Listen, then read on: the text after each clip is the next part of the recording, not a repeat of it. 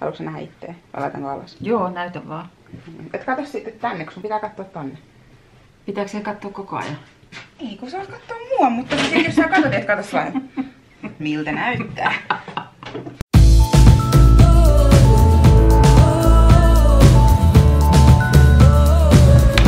Morjesta pöytään. Mulla on nyt tänään vieraana mun äiti. Varsinkin vieraana, koska tää on ensimmäinen video, jossa mulla on joku, jota mä haastattelen. Mut mun mielestä on ensinnäkin oikeus ja kohtuus esitellä nainen mun takana. Eli mun äiti. Ja eikä siinä mitään. Mun äitin nimi on Sari. Miksi mä teen tällä? Anyway. Ja mä halusin tuoda ilmi sen, että meidän äiti on kriminaali. Just. Aivan siis hirveä. Todellakin kauhea kriminaali. Ei. Kannattaisi varmaan heittää putkaa ja hävittää avain saman tein. No putkasta puheen ollen. Äiti on siis kokenut myöskin tämän putkaelämän. Wow. Ja mä halusin tehdä tämmöisen storytimen, että miten mun äiti on joutunut Beverly Hillsissä putkaan. Äiti on siis asunut Jenkeissä, jossa hän on sitten saanut minut ja JNE, mutta se on toinen storytime. Mutta mä halusin, kun tää tuli nyt ilmi viime viikonloppuna, että meidän äiti on siis istunut, tai mä oon tiennyt tästä, mutta juteltiin mun pikkuveljen synttäreillä, että äiti on lusinut, tai käynyt siis putkassa istumassa, niin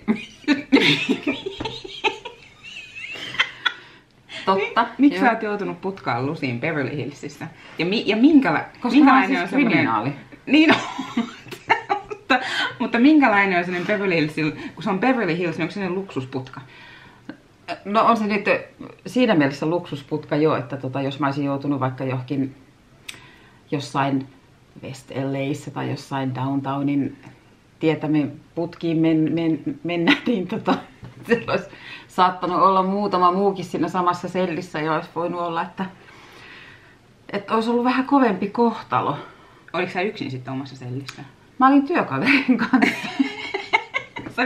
Me saatiin jakaa selli, kun me oltiin siis samanlaisia kriminaaleja.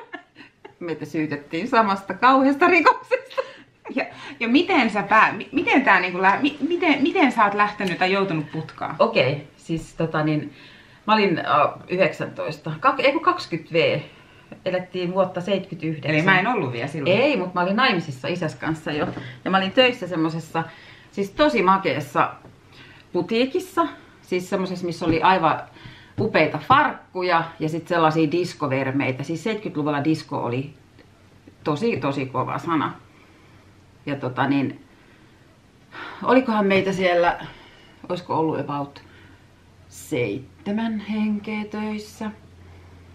Ja meidän bossi, se oli vanha, se täytti 30. No mä olin 20, niin se tuntui tosi vanhalta sen 30 bossi. Hän täytti 30, niin hän ajatteli, että no kyllä sä nyt tiedät, että ihmiset tuntuu vanhalta, jos sä oot 20 itse, niin kyllä niin 30 on niin ikä loppu. Mut mä oon ihan supernuori. I know, niin mäkin, ja mä oon 60. Anyways, niin tää bossi päätti viedä meidät siis kaikki työntekijät syntymäpäivänsä kunniaksi syömään Beverly Hillsiin. Ja muistan vielä, että ravintola oli tämmönen hieno siihen aikaan kuin Red Onion. Red Onion. Ja niin me söimme, joimme, nautimme siellä, kunnes tuli laskunmaksun aika. Ja tämä meidän työnantajamme, bossimies, vanha 30, maksoi luottokortilla, mikä oli jäänyt sinne kauppaan joltain asiakkaalta. Ja hän ajatteli, että hän kuittaa sillä luottokortilla meidän laskun. Ja se kortti oli ilmoitettu siis kadonneeksi tai varastetuksi tai jotain näin. Ja sen takia me jouduttiin kaikki. Siis oikeasti meitä tuli poliisit hakemaan siis koko meidän pöytäseurue. Ja siis mäkin olin niinku handcuffseissa. Ihan niinku mä olisin tehnyt murhan. Ja mä olin siis aivan pallohukassa, koska siis voitte kuvitella, että siis hei, mä oon jostain Mäntästä tullut about reilu vuosi aikaisemmin. Mä ikinä siis, vaikka mullakin oli hirvittävän kova ja tämmönen suhteellisen jännä ja vilkas ja villi toi murrosikä, niin en mä Suomessakaan ollut koskaan putkassa. Niin sit mä menen suureen Amerikkaan ja mä pääsen heti tutustumaan Beverly Hillsin putkaan. Siis ihan oikeasti laki niin, että se oli siis niinku Beverly Hillsissä todellakin, koska niin siellä olisi saattanut ihan oikeasti tulla todellisia pahoinpitelyitä ja kaikkea muuta, jos olisi ollut jonkun muun kaupungin osan putka, että hyvä, että Sari pääsi Beverly Hillsin putkaan. Miten sä pääsit sinne pois? No mähän pääsin sitten, koska siis enhän mä ollut tehnyt mitään, eikä kukaan muukaan meistä. Ja isäs oli, se manageroi sellaista bändiä kuin Christopher silloin, ja hän oli Santa Barbarassa keikalla tämän bändin kanssa, eikä ollut mitään kännyköitä.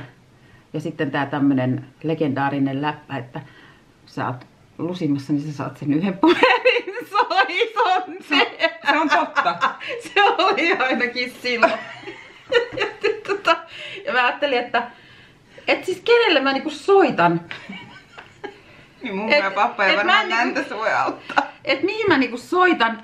Ja sit mä pasahti mieltä, että mähän soitan Dieterille. Joo. Isäs kaverille. Ja Dieter oli vielä siis, opiskeli asianajajaksi. Mä soitan hälle ja onneksi hän oli kotona, koska siis puhutaan lankapuhelimista, niin jos ei olisi kukaan vastannut, niin en mä tiedä sit mitä. Ja sitten Dieter kysyi siinä, että mistä mua niinku syytetään. Niin mä sitten sille poliisisetälle kysyin, että mistä mua niinku syytetään.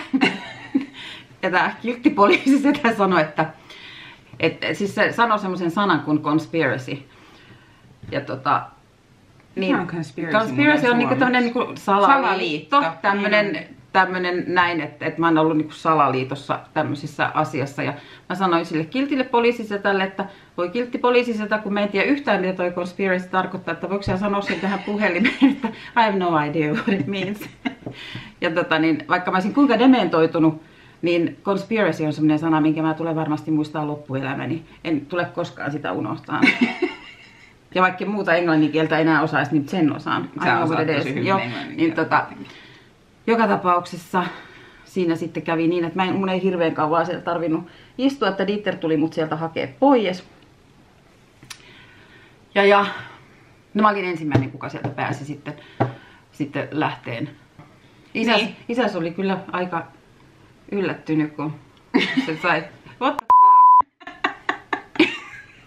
fuck? Että, tuli poikettua siellä. Ja se oli kukaan hauskaa, koska mulla oli siis oikeasti semmonen hieno kullanvärinen hiluvingutin mekko. Siis puhutaan diskovaatteista ja näistä, niin mulla oli siis semmonen kullanvärinen mekko. Ja siellä oli sitten, kun mä pääsin pois sieltä, niin siellä oli pari sellaista niin kuin sikäläistä huoraa sinne pidätetty. Ja kyllä niin kuin likat mulle naureskeli sille, että hyvä sisko. Et mä tunsin itteni, että mä oon siis joku se oli vielä sellainen halkio tässä edessä, kato siinä mekossa. Ja mä tunsin, että joo, mä voisin olla. Tämmönen tapaus, että kauhean kriminaali. Mutta tiedätkö mikä mulle tulee aina, kun mä näen niitä Eddie Murphyn, näitä Beverly Hills Kyttä leffoja tai mitä ikinä, niin siinä on itse asiassa se. Niin sulla muistuu mieleen. Mä voin periaatteessa aina sanoa, että mun äitikin on vähän tämmönen niinku semissi ollut niinku high profile jutuissa, kun se on istunut Beverly Hillsin vankila tuossa putkassa. Vankila? Putkassa. Niin. Some mom's a criminal. Kauhea kriminaali. Mutta tää oli storytime, minkä mä halusin teidän kanssa jakaa. Mun mielestä tää on niinku yksi parhaimpia muistoja. Siltä löytyy paljon kaikkea muutakin näiltä Beverly Hills Los Angeles ajalta, mutta mentiin nyt tämmöisellä, aloitettiin rankalla kädellä, kun hän on istunut, lusinut. Kauhean. Onneksi mua ei ollut olemassa silloin, koska olisi saattanut Child Protective Services. Ajattele, jos sä olisit vaikka syntynyt siellä. Aattele, niin. Mutta sä et olisi näyttänyt miltään hookerissilta. Kiitos näin.